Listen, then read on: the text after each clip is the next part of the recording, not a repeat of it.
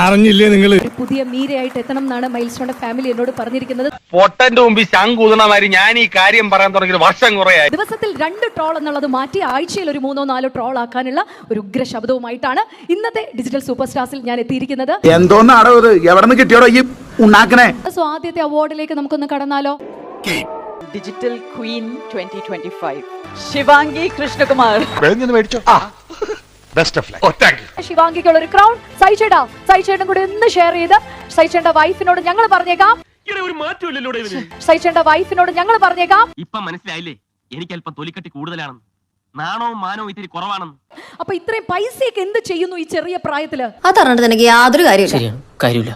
പക്ഷെ ഇത്രയും വരുമ്പോ ഭയങ്കര സുന്ദരിയായിട്ടാണ് ഇന്ന് വന്നിരിക്കുന്നത്. ഈ വൈറ്റ് ഡ്രസ്സിൽ എനിക്ക് തോന്നുന്നു ഈ ഫെയറി ടൈലിലെ പ്രിൻസസ് ഒക്കെ വരുന്ന പോലെയാണ് ഇരിക്കുന്നത്.